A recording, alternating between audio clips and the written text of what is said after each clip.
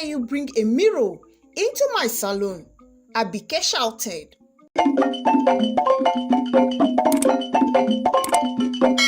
Grab your popcorn and fasten your seatbelt as we dive into the terrifying story of Abike, the mysterious hairdresser. In the vibrant small town of Olodo, known for its colorful markets, rhythmic drumming, and the sweet aroma of jollof rice wafting through the air, Olodo was a town of tradition and tales. Among its many wonders, one stood out: a small humble hair salon owned by Abike, a hairdresser like no other. Abike's salon was a place of marvel. Women from all corners of the town, and even from the distant villages, flocked to her tiny shop. Her fingers danced through hair like a weaver at a loom, crafting beautiful intricate braids, cornrows, and styles that could only be described as artwork. What really set her apart, however, was her speed. Abike could finish a complex hairstyle in the blink of an eye, leaving her clients in shock and satisfied when they get home. But there was one rule in her salon: no one, absolutely no one, was allowed to use a mirror while she worked, and even when you are still in her salon. The women of Olodo never questioned this strange rule. They came in, sat in her wooden chair, closed their eyes, and waited for the magic to happen. The results were always perfect, and no one ever left her salon without a smile of contentment on their faces. Abike's skills was unmatched, and her salon thrived, becoming the talk of the town. But behind Abike's talents lay a secret, one that no one in Olodo knew. Every night, as the sun dipped below the horizon and the stars twinkled in the deep blue sky, Abike, after closing from her salon, would walk to the edge of the forest that bordered the town. There, hidden from the praying eyes, was a small crystal-clear stream. The people of Olodo knew the stream as Okunrile, the gentle stream, but they didn't know what lay beneath its quiet surface. As Abike approached the stream, she would sing a soft melodic tune, a song taught to her by her grandmother, who had whispered the words into her ears when she was just a child. The song was a call, a beckoning to the spirit of the water, the Abiemo, who dwelt beneath the stream's surface. The Abiemo were ancient beings, kind and gentle, but very powerful. They had the ability to control the waters and to grant blessings to those who respected them. As Abike's voice carried through the night, the water in the stream would ripple, and from its depths, the Abiemo would rise. They were ethereal, with scales that shimmered like silver and hair that flowed like water. Their eyes were the colors of the deepest ocean, and their presence brought a calm that stilled the night. These spirits were the true secrets behind Abike's skills. It was they who guided her hands, who whispered the intricate patterns of the braids into her ears, and who blessed her with the speed that made her very famous.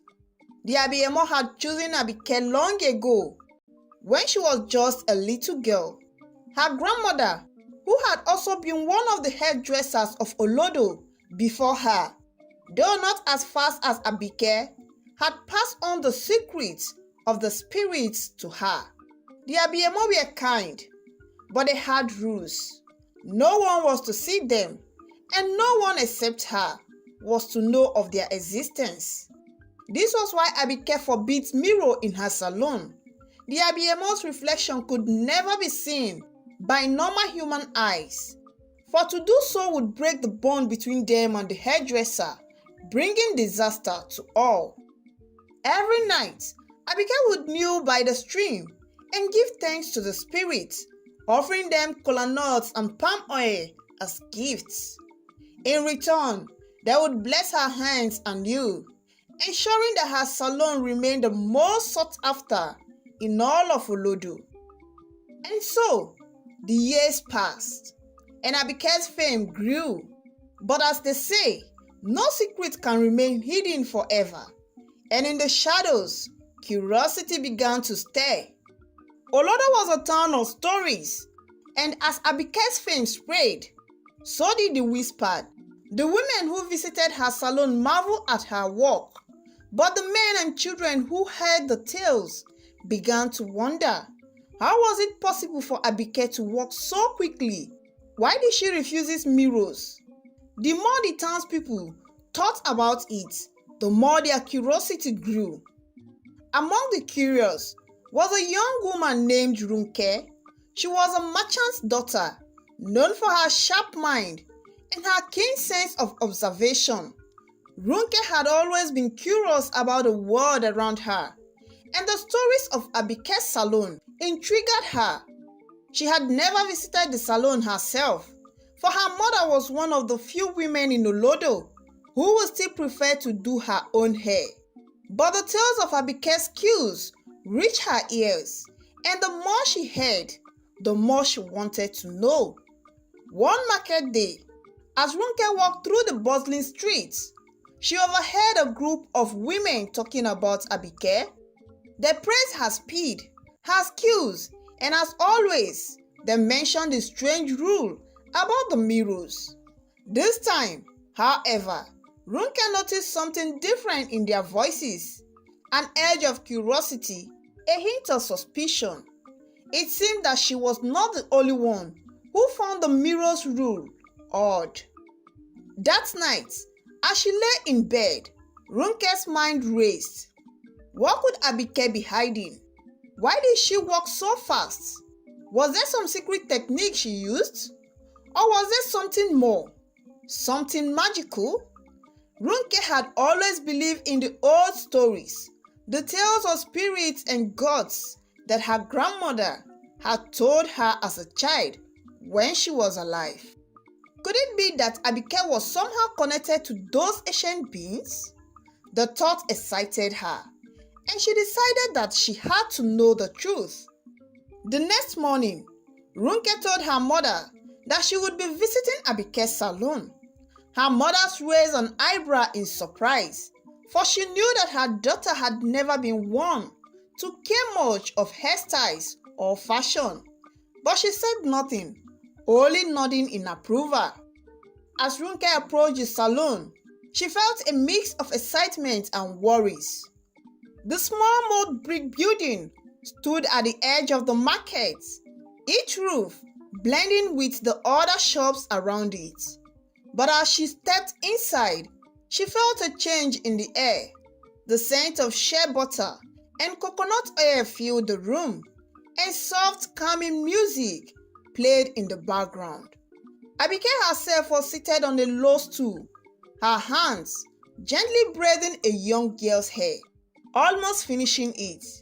She looked up as Ronke entered, and a warm smile spread across her face. "Ekabo, my dear." Abike greeted her. "How can I help you today?" Ronke smiled back, trying to hide her curiosity. "I have heard so much about your skills, Abike. I thought it was time I experienced them for myself." Abike nodded, gesturing for Ronke to take a seat. "Of course, sit down, and I will make you look even more beautiful than you already are." As Ronke sat in the wooden chair, she felt a strange sense of calm washed over her. Abike's hands were gentle but firm as she began to part and braid her hair. The movements were so swift and fast that Ronke could barely keep up. She wanted to ask about the mirror, to understand why it was forbidden, but something held her back. Maybe it was the peaceful atmosphere, or perhaps it was the rhythmic motion of Abike's hand. But whatever it was, Ronke felt herself drifting into a trance. Yet, as Abike walked, a thought lingered in the back of Ronke's mind, a burning curiosity that had refused to be silenced. She had to know the truth, and she knew that the only way to find out was to break the rule. She needed to see what was happening behind her. As Abike was finishing the final braid, Ronke took a deep breath. In one shift motion, she slowly reached into her bag and pulled out a small handheld mirror. Before Abike could react, Ronke lifted the mirror to her face, directing it straight to her hair so that she could see the reflection of her hair. But what she saw was not just her hair. In the reflection, she saw something else, something that made her gasp in shock. There, standing behind her, were the shimmering figure of the Abiyemo, their earthly form barely visible in the dim light of the salon. Their eyes, deep and endless, locked onto hers, and for a moment, time seems to stand still.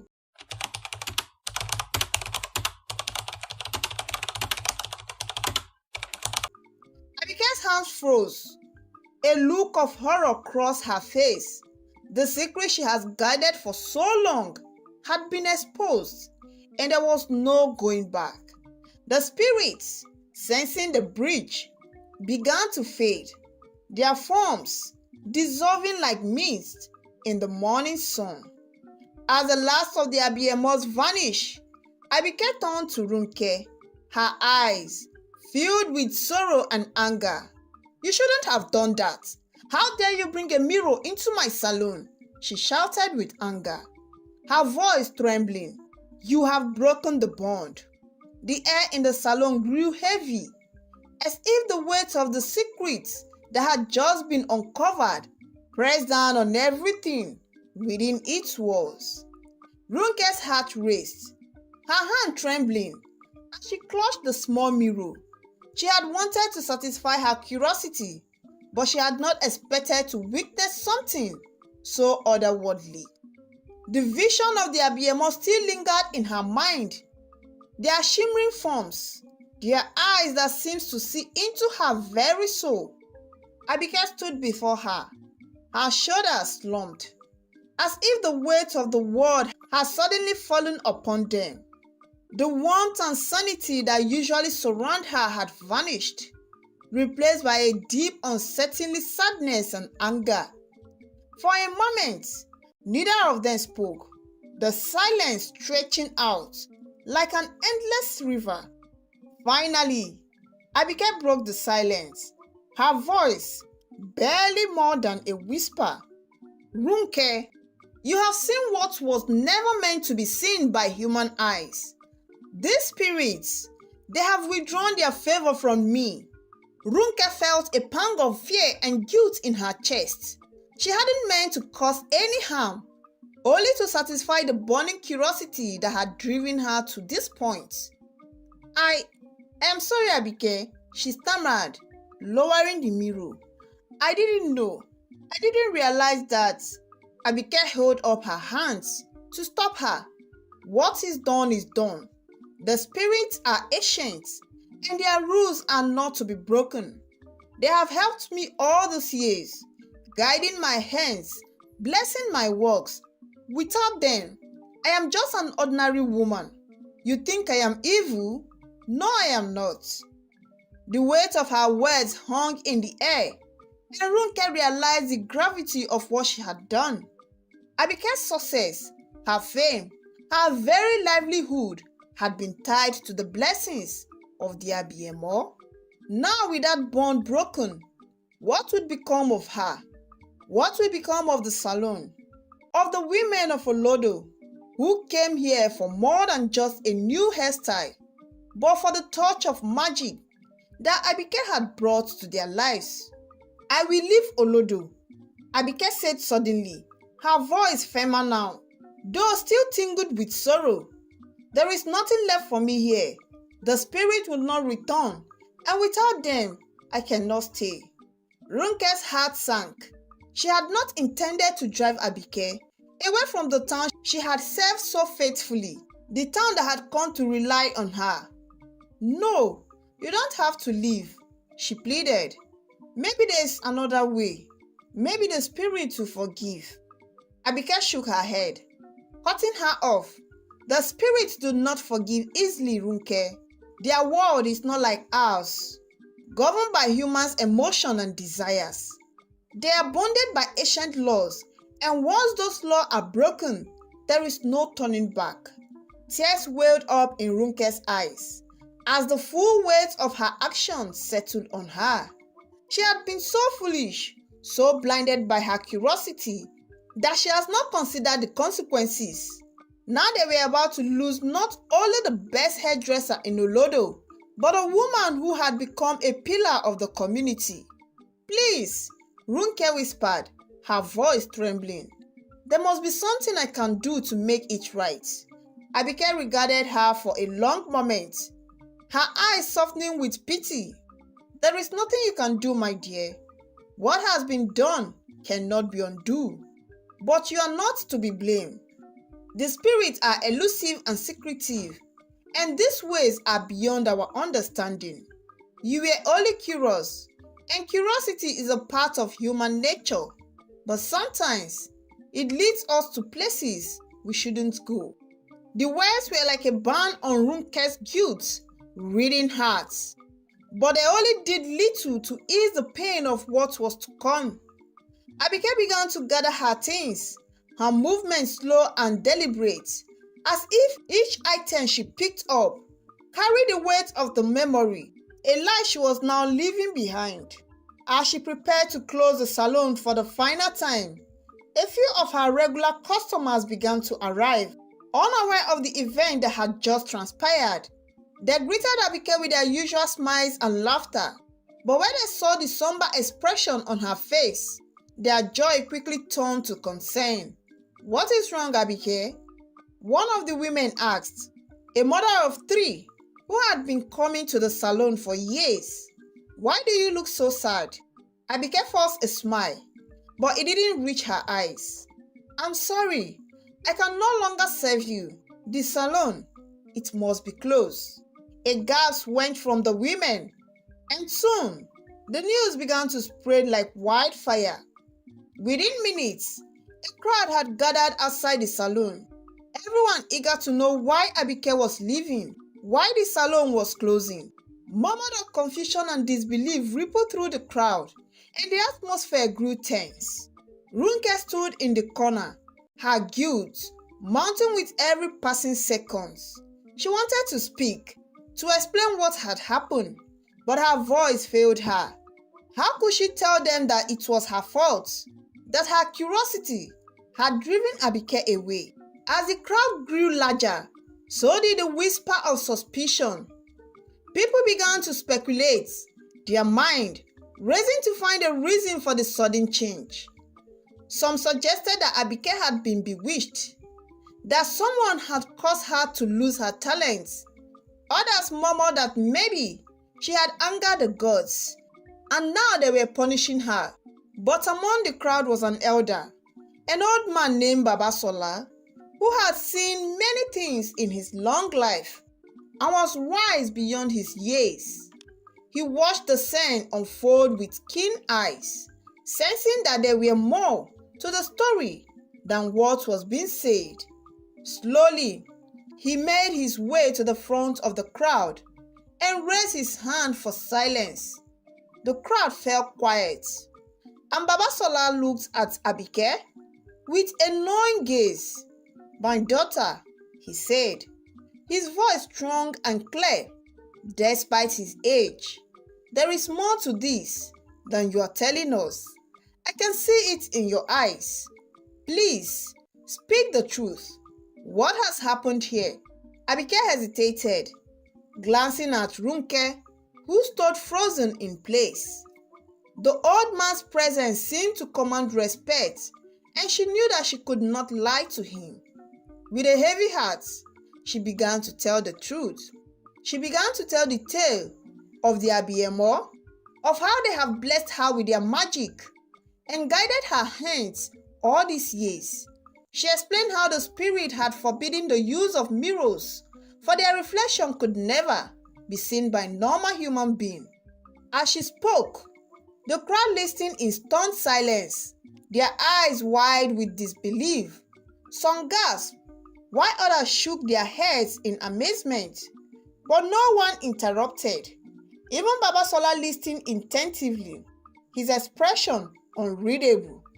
Finally, Abike, with tears in her eyes, explained how Ronke had broken the rule, how the spirit had vanished, and how she could no longer stay in Olodo.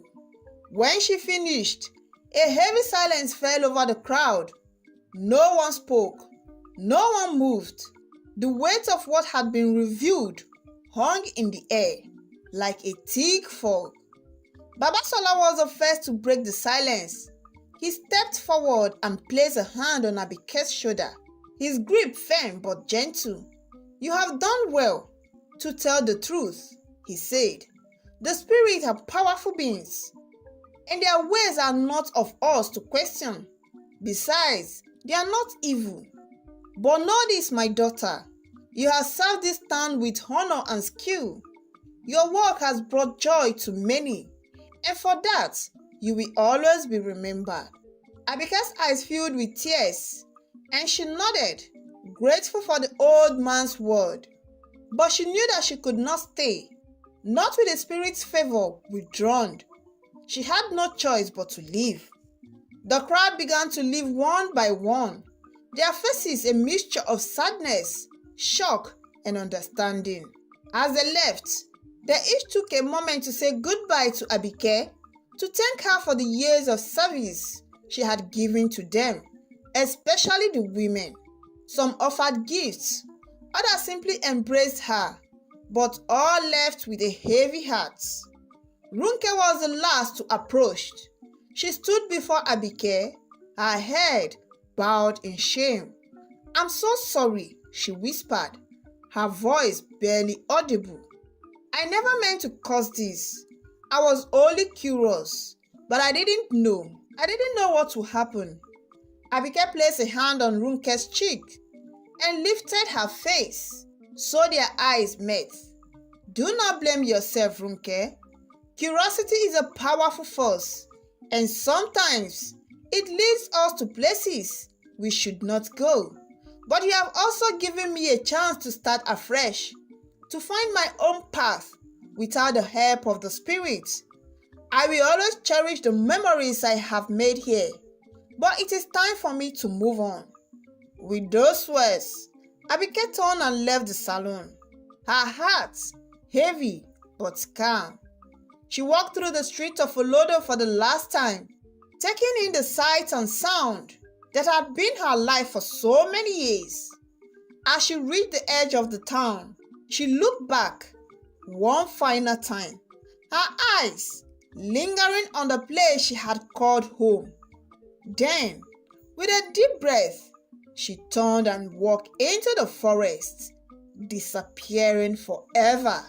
If you understood anything in this story, please drop at the comment section below what you understood from this story and what you learned. And also, please do not forget to subscribe, like, and share. We love you and see you soon.